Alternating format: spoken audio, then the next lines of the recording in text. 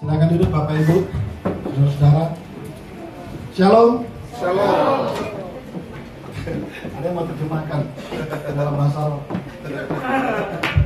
Baik, saudara, saya mengucap syukur hari ini kita boleh di Karawaci merayakan kelahiran Kristus. Dan kalau hari ini tanggal 8 ya, karena mengantisipasi nanti tanggal 15 dan seterusnya orang sudah pada pergi, saudara. Jadi sebelum pergi kita perlu dengar kebenaran firman. Dan kita akan melihat sesuatu yang kami beri judul waktu malam ini adalah Jesus, the greatest influencer. Bisa diikut sama-sama? Jesus, the greatest influencer.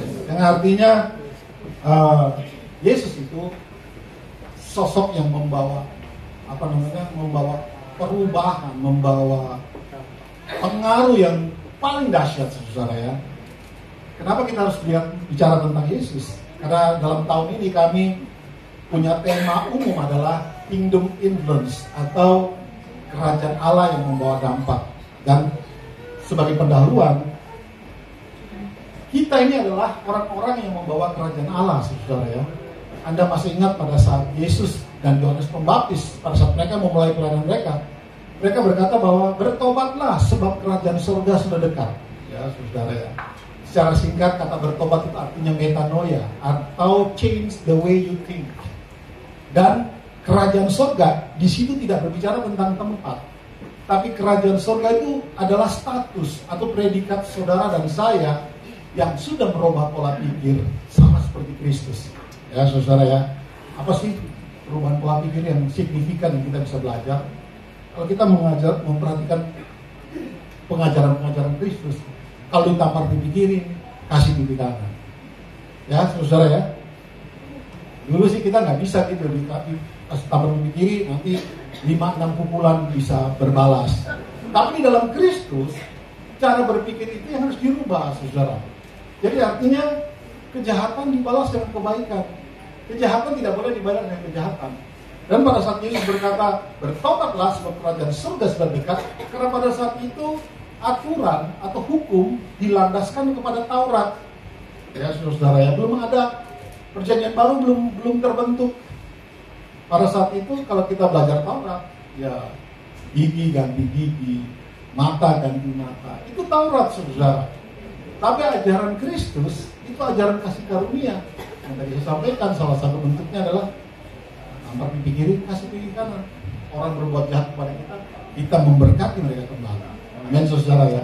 Jadi kalau hari ini kita berbicara tentang Jesus, the greatest influencer, karena memang dia itulah yang memang utama. Oleh karena dia, hari ini saudara dan saya boleh bisa masuk surga. Tapi kalau hari ini kita cuma terima Yesus untuk masuk surga, kayaknya ilmu saudara harus ditingkatkan lebih lagi. Ya, saudara, nanti saya akan tunjukkan beberapa hal. Saya sedikit mencari di Google ya, berapa sih jumlah penduduk dunia hari ini, saudara. Saya menemukan bahwa penduduk dunia sampai 2023 kemarin itu adalah 8,2 miliar, saudara. Dan setiap tahunnya itu populasi pertambahan penduduk dunia itu 71 juta. Setiap tahunnya di seluruh dunia bertambah seperti itu. Itu sudah dipotong yang mati dan yang lahir dan yang mati, saudara ya, sudah dipotong itu. Dan kemudian saya cek lagi berapa jumlah orang Kristen dan Katolik yang ada dalam dunia saat ini. Saya menemukan jumlah yang sangat signifikan, saudara, itu dari populasi dunia sekitar 3,6%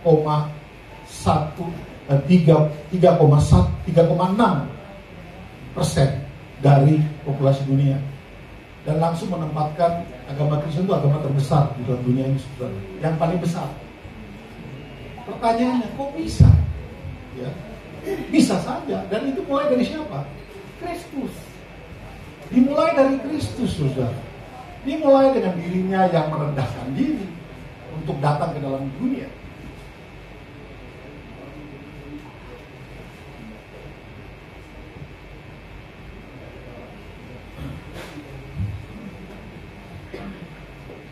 Maaf, saudara.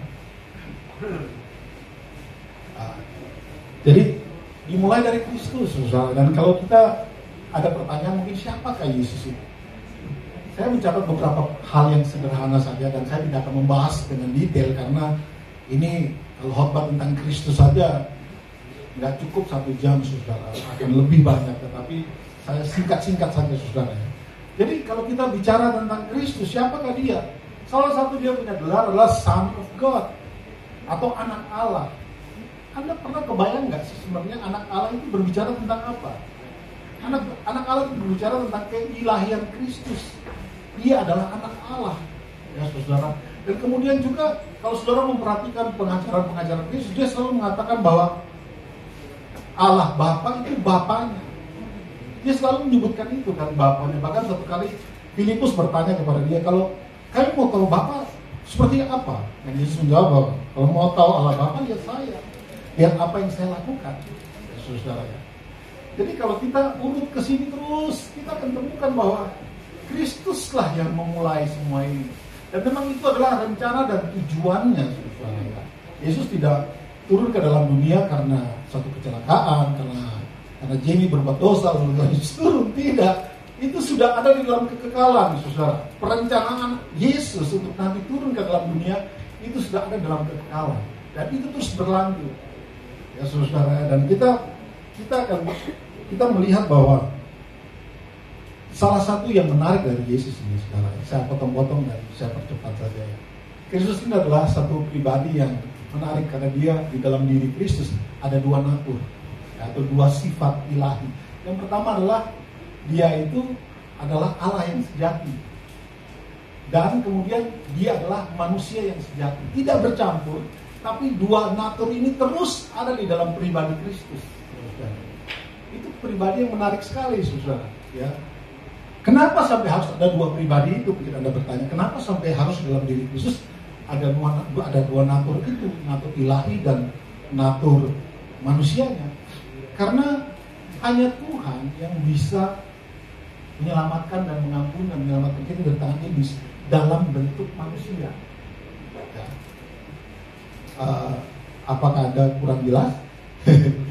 Yesus atau Tuhanlah yang bisa menyelamatkan manusia dari segala dosa dalam bentuk manusia. Ngerti maksudnya, saudara? Dia tidak bisa datang dengan Tuhan, dengan natur Allah langsung ke dalam, nggak bisa, saudara. Dia harus melewati proses. Dia datang sebagai manusia biasa, tapi juga punya natur Allah yang tidak berdosa. Yang bisa menyelamatkan kita adalah sesosok yang tidak berdosa. Siapa sih manusia yang tidak berdosa di sini? Semua orang berdosa, saudara.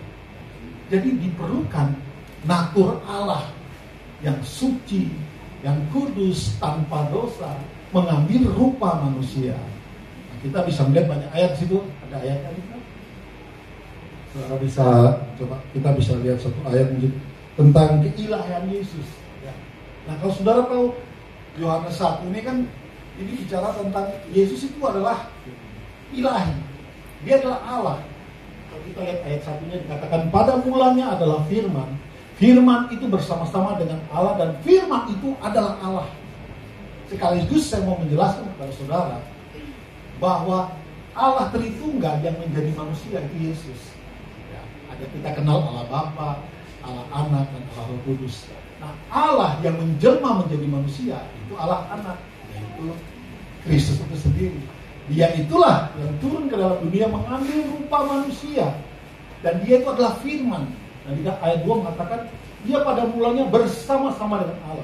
Segala sesuatu dijadikan oleh dia. Tanpa dia tidak ada satupun yang terjadi dari segala yang telah dijadikan. Langsung ayat 14 coba. Ayat 14.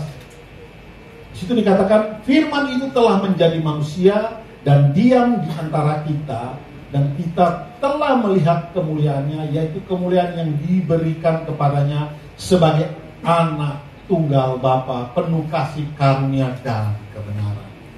Ini Yesus, saudara. Dialah yang membuka pintu supaya kita ini bisa mengenalnya. Ya saudara ya. Kalau Allah tidak membuka dirinya kepada manusia, tidak ada seorang pun bisa mengenal dia. Tidak ada.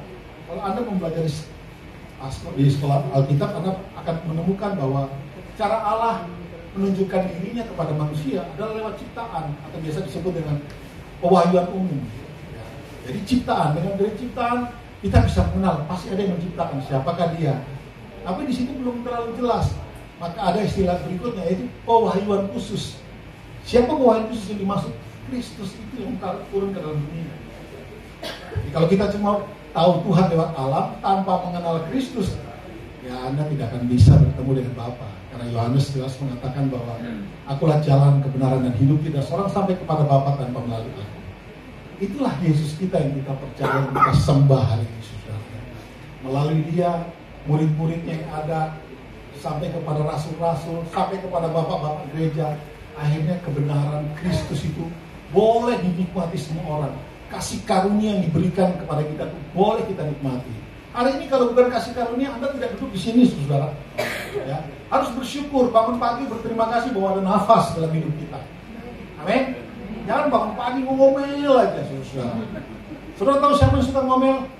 Jangan bilang ibu-ibu. Yang suka ngomel itu orang Israel. Pada saat keluar dari tanah Mesir, apa yang mereka lakukan selama 40 tahun? Ngomel saja. Gak ada makanan, ngomel. Dikasih mana, ngomel. Dikasih daging, minta daging, ngomel. Haus, ngomel. Akhirnya satu angkatan semua mati di padang gurun kecuali Kaleb dan Yosua. Bahkan Musa yang dikatakan yang paling lembut hatinya di dunia saat itu pun tidak masuk. Kenapa, saudara? Karena ada orang model Daniel ini. Komplain aja, ya. Jangan biasakan komplain, saudara. Anda begitu Anda komplain, Anda sedang meragukan kuasa Tuhan. Orang komplain itu musuhnya orang percaya kepada Tuhan. Bangun tidur nggak ada kopi, bapak marah. Kemana gaji selama ini? Mama-mama juga pas tidak dalam hati yang dekat dengan Tuhan, terjadilah percekcokan di pagi hari. Saudara, mari kita belajar mengucap syukur. Oleh karena Kristus, hari ini kok ada seperti saat ini. Beberapa orang saya cukup kaget melihat penampilan mereka. Salah satunya adalah bapaknya Daniel ini. Kepalanya pelontos sekarang. Padahal dulu enggak. Saya sampai bertanya tadi, apakah sudah berguru di Saudi? Dan orang berikutnya adalah Pak Giara, sahabat saya dari Serang. Saya juga kaget nih kenapa rambutnya sudah habis ini. Katanya biar lebih ringan. Oh. Kita hidup lebih ringan kalau kita belajar percaya kepada Tuhan. Amin, saudara. Show me your way. Lagu terakhir memang saya sengaja minta tolong nyanyikan itu. Karena itulah doa kita setiap hari. Show me your way. Dan jangan bingung. Allah sudah menginspirasikan, atau Roh Kudus sudah menginspirasikan Alkitab ditulis oleh hamba-hamba Tuhan. Yang hari ini kita bisa buka. Kalau Anda bingung, kepingin tahu apa yang Tuhan mau dalam hidupmu, buka Alkitab. Itu kita akan temukan jalan Tuhan. Jangan suka dengan pendeta-pendeta yang nanti bilang katanya Tuhan mengatakan kepada saya.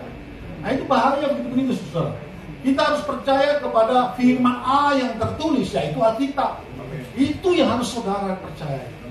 Amin, saudara. Mazmur 1 ayat 2 dan 3 itu kan bilang gini. Yang kesukaannya Taurat Tuhan, ikuti. Yang merenungkannya siang dan malam.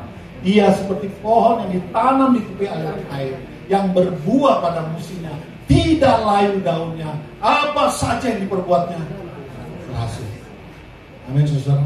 Jangan berhasilnya saja yang saudara amini, tapi prosesnya nggak mau. Dia bangun tidur langsung cari kopi, bangun tidur langsung buka HP. Kebiasaan-kebiasaan itu harus dibuang, saudara. Bukan ya, kalau saudara mau buang HP kasih saya. Maksud saya kebiasaan saudara kalau bangun tidur buka HP dulu, itu jangan. Ya. Kita perlu punya waktu bicara dengan Tuhan. Saya juga bersyukur ada saudara saya di sini datang dari jauh Cibubur. Dia ini suaminya bupati di Mentawai. Ada di belakang itu orangnya. Jadi datang kemari sebagai mewakili suaminya, bupati dari Mentawai. Tapi saudara adalah warga kerajaan Allah. Mana yang lebih tinggi? Bupati Mentawai itu warga kerajaan Allah. Kita ini warga negara kerajaan Allah. Mari saudara pagi hari siang bukan pagi. Malam hari ini saya ingatkan saudara kembali bahwa Yesuslah the greatest influence in your life. Cuma Yesus yang menjadi yang membawa peran untuk perubahan dalam hidup kita. Jadi kita tidak bisa terlepas dengan Tuhan, saudara. Amin. Cari Tuhan, cari Tuhan. Ada satu istilah yang saya suka dengar dulu. Kalau ada masalah, take it to the throne, not to the phone. Tahu artinya saudara? Ada masalah, datang ke tahta kasih karunia Tuhan. Jangan ke handphone, lalu pasang status, galau di situ. Kemudian kita komen marah. Lah ngapain marah kalau kamu tidak mau dikomentari ya matikan. Ya saudara, ada masalah kita taruh di handphone untuk apa saudara? Ada tidak akan ada solusi. Ada masalah datang cari Tuhan. Ingat, dia the greatest influence in your life. Dia memberi contoh. Saya sebenarnya mencatat beberapa hal saudara ya, tentang Yesus itu punya dampak sampai di mana saja. Setidaknya itu ada 7 area yang berdampak oleh karena Kristus itu. Budaya, sosial, politik, bahkan HAM, hak asasi manusia. Itu semua berdampak daripada apa yang Yesus lakukan, saudara. Amin, saudara. Apa yang menjadi rahasia Yesus itu bisa berdampak dengan luar biasa? Saya mencatat dulu. Ketika siap ya. Yang pertama adalah apa yang dilakukan Yesus? Dia taat kepada Bapaknya. Dia taat kepada Bapaknya. Coba buka ayatnya di dalam Filipi 2 ya, ayat 4 sampai 5. Saya ngomong tidak terlalu cepat kan, saudara? Ya. Supaya saudara jangan ngantuk kalau lama-lama. Kalau saya ngomong pelan-pelan jangan ngantuk. Filipi 2 ayat 4 sampai dengan 5. Sama-sama kita baca ya, saudara ya. 4 sampai 5. Bukan. Filipi 2 ayat 5 sampai 8 maksud saya. Filipi 2 ayat 5 sampai 8. Sama-sama kita baca saudara-saudara. 1, 2, 3. Hendaklah kamu dalam hidupmu bersama menaruh pikiran dan perasaan yang terdapat juga dalam Kristus Yesus, yang walaupun dalam rupa Allah tidak menganggap kesetaraan dengan Allah itu sebagai milik yang harus dipertahankan, melainkan telah mengosongkan dirinya sendiri, mengambil rupa seorang hamba dan menjadi sama dengan manusia, dan dalam keadaan sebagai manusia ia telah merendahkan dirinya dan taat sampai mati bahkan mati bisa. Karena pada saat dia merendahkan diri dan taat, dia mengambil rupa manusia. Dia mengambil rupa manusia. Satu pelajaran berharga buat kita hari ini, saudara. Anda bisa berdampak sebagaimana apa yang Tuhan inginkan dalam dunia ini. Dalam belajar pertama, taat. Firman Tuhan itu bukan untuk di-argue. Firman Tuhan itu bukan untuk Anda pikirkan dan Anda pakai untuk menyerang orang lain. Tapi firman Tuhan dipakai untuk ya kita taat saja melakukan apa yang Tuhan mau. Menurut Anda, Yesus pada saat dia harus berangkat ke dalam dunia, dia tidak tahukah apa menjadi tugas dan tanggung jawab yang Tuhan berikan kepadanya? Dia tahu, saudara. Dia tahu. Dia hidup dalam dunia ini 33,5 tahun. Ya, saudara. Anda pernah mempelajari nggak? Umur 1 sampai 30 apa yang dicatat dalam Alkitab mengenai Yesus? Nggak ada, cuma 2 kan?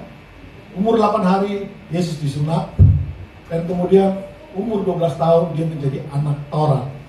Setelah itu kan tidak ada sama sekali berita tentang itu dalam Alkitab kan? Dicatat kembali adalah pada saat ini memulai pelayanan umur 30 tahun. Sudah tahu nggak apa yang dilakukan selama dia umur 1 sampai 30 tahun? Saya mau beritahu saudara, berdasarkan catatan-catatan dan berdasarkan kita tahu dari internet, dari Google, dari orang-orang yang pergi ke Israel mengadakan riset tentang apa yang Yesus lakukan selama 1 sampai 30 tahun. Ternyata dia itu hidup sama seperti kita, saudara. Ya, bekerja. Umur 15 tahun bapaknya meninggal. Berarti dia menggantikan tugas bapaknya sebagai tukang kayu. Dan Alkitab catat dia ahli tukang kayu, bukan tukang kayu doang. Artinya skillful. Dia melakukan tugas tanggung jawab menghidupi 5 orang adiknya. Itu Yesus kita, saudara. Apa yang kita belajar? Kita sebagai orang-orang yang saat ini Tuhan percayakan dengan tugas dan tanggung jawab yang besar.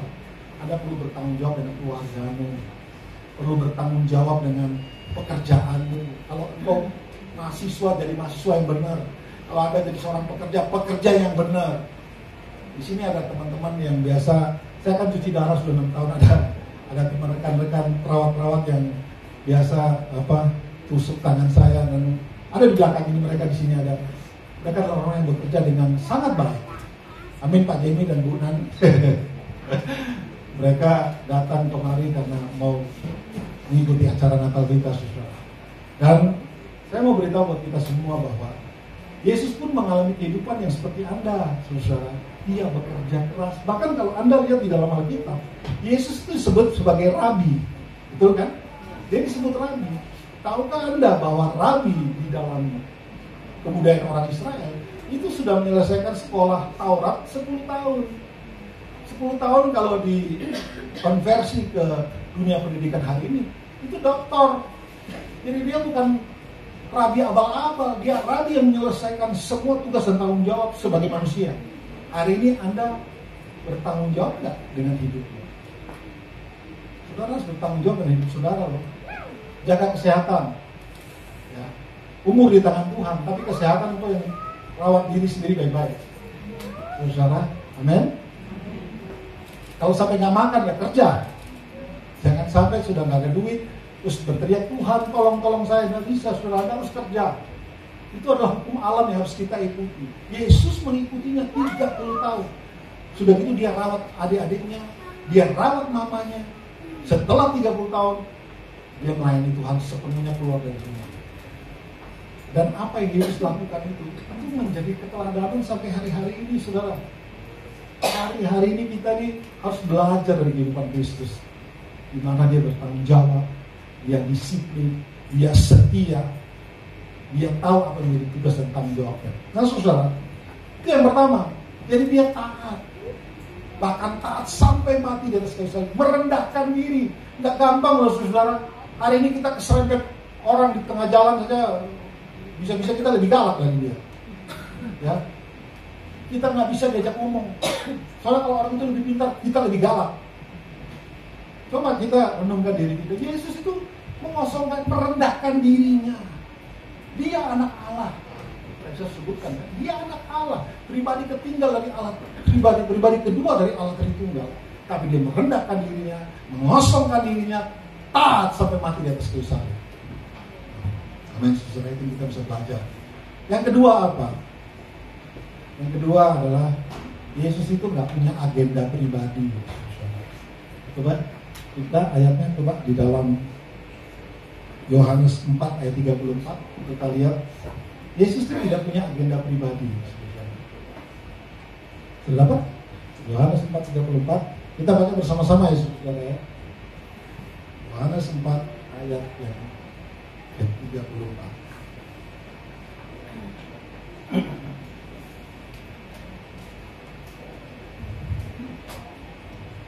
Biasanya kita punya agenda pribadi. Kalau Anda ikut Kristus, maka agenda pribadi itu harus dihilangkan. Karena Anda tidak membawa kemuliaan nama Tuhan. Masih ingat Yunus? Seseorang yang diperintahkan pergi ke Niniwe untuk supaya mereka bertobat di sana. Tapi Yunus punya agenda pribadi. Dia lari kemana? Tarsus. Apa yang terjadi dengan Yunus? Pertama, pada saat dia naik kapal, Tuhan izinkan gelombang datang hampir hancurkan kapal. Akhirnya dibuang undi, ternyata Yunus dilempar. Yunus dilempar ke dalam laut, laut tenang. Tapi kemudian ikan besar harus telan Yunus. Hidup 3 hari 3 malam dalam perut ikan. Saudara, apa yang bisa kita belajar? Jangan punya agenda pribadi. Kalau Anda punya agenda pribadi, gak heran hidupmu kacau terus. Gak ada perubahan, ya begini saya dari dulu sampai sekarang. Gak ada perubahan ya. Kok ada masalah ini aja gak pernah hilang. Masalahnya begini, mungkin Anda sedang lari dari tanggung jawab. Mungkin Anda sedang punya agenda pribadi. Pemimpin kami mengajarkan kami berdoa begini. Kalau berdoa, berdoalah, Tuhan tolong kami, tolong saya supaya saya bisa selaraskan pikiran, perasaan dan kehendak sesuai dengan pikiran, perasaan, kehendak Kristus. Itu doa yang benar. Doa yang akan segera dijawab. Yohanes 4 ayat 34. Coba ayat 34. Kita baca bersama-sama saudara ya. 1, 2, 3. Kata Yesus kepada mereka, makananku ialah melakukan kehendak Dia yang mengutus aku dan menyelesaikannya. Banyak orang lakukan pekerjaan Tuhan, kena masalah sedikit lari. Mau, ini gereja bukan tempatku. Pendetanya ngomongnya keras, saya kurang disambut di tempat lain. Nanti di tempat yang sama begitu Anda mengalami perlakuan yang sama, hilang lagi ke sana kemari. Saudara, mari belajar seperti Yesus. Dia tidak punya agenda pribadi. Makananku itu dalam terjemahan lama dikatakan rezekiku adalah melakukan kehendak Bapa dan menyelesaikan. Rezeki bagi kita, saudara, kalau Anda melakukan apa yang Tuhan mau. Walaupun gak enak mungkin di tubuh, di daging, tapi Anda sedang mengerjakan apa yang menjadi agenda Tuhan dalam hidup. 1 tahun saya sudah beritahu kepada saudara dalam gereja kami 1 tahun ke depan ini, 1 tahun ini kita punya tema adalah Kingdom Influence atau pribadi-pribadi yang menjadi orang-orang yang berdampak. Kalau Anda terima Yesus hanya supaya masuk surga, tadi saya bilang kan harus naik levelnya. Anda terima Yesus supaya Anda kembali ke posisi yang Tuhan ciptakan sebelumnya, yaitu serupa segambar dengan Tuhan. Untuk apa? Kenapa Tuhan beri Anda kemampuan itu serupa segambar dengan Dia? Ada yang bisa jawab? Atau ada yang sudah merenungkan? Saudara, Tuhan kasih kita tanggung jawab seperti itu karena ada yang harus kita kerjakan. Nah, secara garis besar saya mau bilang, Tuhan memberi kita kemampuan keserupaan dengan Dia adalah supaya Anda berdampak, membawa dampak yang baik. Orang bertemu dengan kita, mereka melihat Yesus ada dalam kita. Jangan sampai orang lihat kita bukan Yesus yang nampak, tapi setan yang nampak dalam kehidupan kita. Kata Kristen itu artinya pengikut Kristus. Dan kata itu artinya ejekan. Ejekan yang diberikan kepada orang-orang Kristen yang baru bertobat di kota Antioquia setelah Roh Kudus dicurahkan. Di kota itu, orang-orang itu tadinya tidak disebut dengan Kristen. Tapi karena kelakuannya mereka kayak Kristus, akhirnya jadi bahan ejekan di kota Antioquia. Orang-orang itu kayak Yesus ya. Sudahkah kita diejek seperti Yesus? Sudah belum? Ada yang sudah diejek seperti Yesus? Saya sih belum, saudara saya. Belum. Nggak tahu kapan bisa disebut seperti Yesus. Tapi setidaknya kita terus mengarah kepada apa yang menjadi rencana Tuhan. Melalui kehidupan kita, Kristus dinyatakan. Semakin banyak nanti hidup kita yang membawa dampak orang mengenal Kristus. Jadi 2 hal ini yang Yesus lakukan, taat dan kemudian tidak punya agenda pribadi. Itu Kristus. Saat ini Yesus di mana? Di surga. Lalu pertanyaan berikut, siapa yang meneruskan pekerjaan Yesus di dalam dunia ini? Atau saudara ngomong gini, ini aku Tuhan, utus Dia, begitu. Setiap orang yang menyebut dirinya Kristen, Anda punya tugas tanggung jawab untuk melanjutkan apa yang sudah Yesus lakukan dalam dunia ini. Amin, saudara. Dan jangan coba-coba lari. Berani kau lari, nanti kayak Yunus itu. Masuk, dihancurkan di tengah gelombang. Terus kok hidupnya kok nggak ini nyaman, kok susah melulu. Apakah menurut saudara Yunus itu sudah sadar pada saat dilempar ke dalam laut? Kalau saya amati belum sadar, karena dia harus ditelan lagi sama ikan besar. 3 hari 3 malam dalam perut ikan. Ada yang sudah pernah rasa hidup 3 hari 3 malam dan perut ikan? Waduh, jangan dibayangkan saudara. Itu situasi yang gak jelas. Gak jelas. Bercampur dengan isi perut ikan. Aduh, udah. Di situ dia sadar dan ikan muntahkan dia di Niniwe. Langsung turun dan pada saat dia berkhotbah, dia khotbahnya pendek loh.